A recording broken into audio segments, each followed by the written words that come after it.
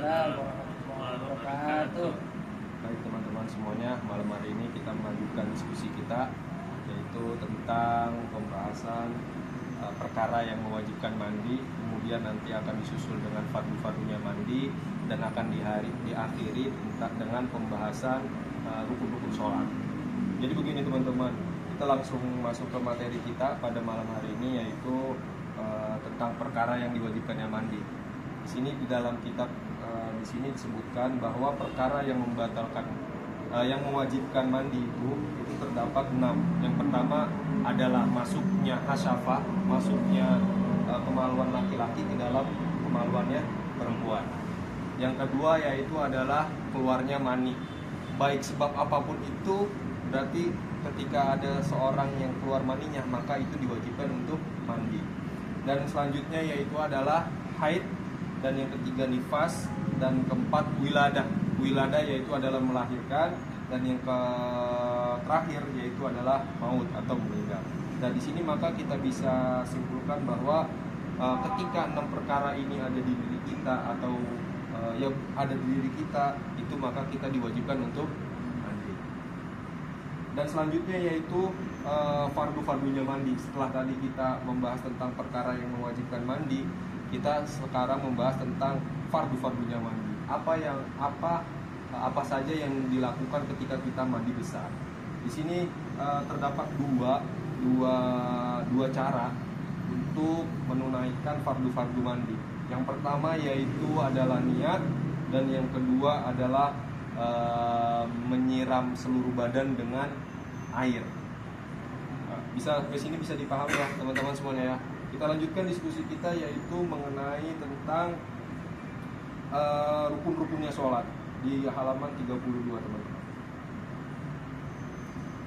Di sini terdapat 17 rukun-rukun sholat yang tertulis di kitab ini. Cuman dalam beberapa kitab lainnya itu hanya terdapat 13. Kenapa ada perbedaan 13 dan 17? Itu perbedaannya hanya di tumaknina. Ketika di 17 maka setiap antara jeda antara rukun dengan rukun itu harus tumaknina. Tapi ada yang memasukkannya cuma satu aja. Jadi tumaknina dijadikan satu posisi, nggak usah perlu gini gitu. Jadi setiap rukun harus ada tumaknina, setiap rukun ada tumaknina. Yang pertama yaitu rukun sholat, dan di kitab ini termasuk yang menjadikan rukun-rukunnya sholat itu ada 17. Dalam artian terjadi setiap ada rukun biasanya ada tumaknina.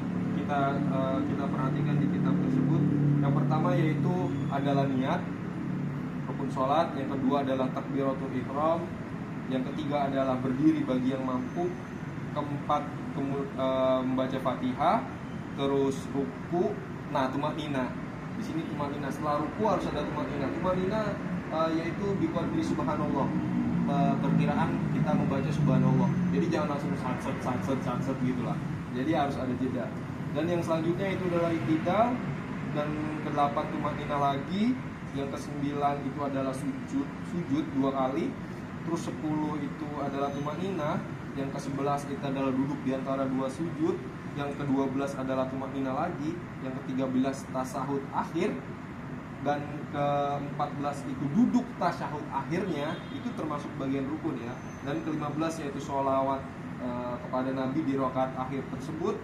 Dan yang ke-16 salam, dan yang ke-17 tartib. Artinya rukun-rukun ini harus terpenuhi di dalam sholat kita.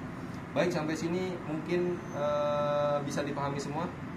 Mungkin ada pertanyaan dari teman-teman semua terkait materi kita pada malam hari ini. Untuk perihal yang tumanina itu apa maksudnya? Tumanina itu jadi kita tuh jangan misalkan dari tadi ya ruku setelah ruku itu kan iktidal. Jadi setelah ruku itu kita jangan langsung berdiri untuk iktidal, tapi kita harus tumaknina dulu. Tumaknina itu ya diam, tumaknina diam dulu. Sekiranya kita membaca subhanallah, misalkan ruku Allahu akbar, jangan langsung sami Allah, tapi kita diam dulu sejenak. Sekiranya kita membaca subhanallah. Mungkin ada yang tanyakan lagi? Sudah ya. Nah, sekarang saya tanya balik untuk memahami kalian semua. Bagaimana apakah kalian ini mungkin paham atau gimana segala macamnya, ya saya tanyakan. Pertanyaannya cukup seru. Jadi yang pertama, sekalian ngetes lu pada. Siap. Pertama ini kan niat. Kedua takbiratul ihram. Ketiga itu berdiri di dalam rukun-rukun sholat. Kenapa niat itu diposisikan pertama? Padahal dalam berdiri sholat itu yang pertama adalah berdiri. Kenapa malah niat pertama? Harusnya kan berarti berdiri dulu, baru niat dan takbiratul ihram bareng gitu kan. Karena kan niat itu kan qasdus syai'in muqtarinan bi fi'lihi, ya kan. Itu kenapa? Mungkin ada yang bisa jawab dari pertanyaan saya? Saya rasa ini pertanyaan yang cukup menarik. Lebih Iya. ini pertanyaan hikmahnya banyak Ya. ketika bisa dijawab. Mungkin saya belum terlalu bisa untuk menjawab dan belum dapat banyak hikmah. Jadi Oh gitu. mungkin bisa dijelaskan Oke. kenapanya. Saya bantu menjawab.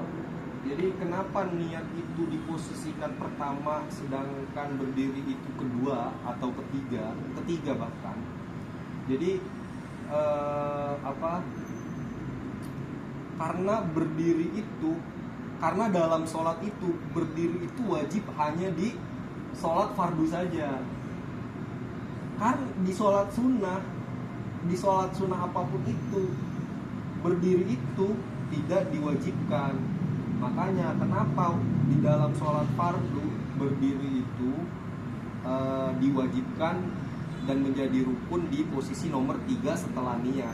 Karena berdiri itu dalam sholat sunnah enggak menjadi sebuah kewajiban atau menjadi rukun. Karena itu niat itu diutamakan, kemudian takbiratul ihram, kemudian baru berdiri bagi yang mampu tentunya. Bagi yang nggak mampu nanti ada perusahaan. Mungkin sampai sini aja teman-teman materi kita pada malam hari ini. Saya ucapkan terima kasih buat semuanya. Wassalamualaikum warahmatullahi wabarakatuh. Waalaikumsalam. Audio Jungle.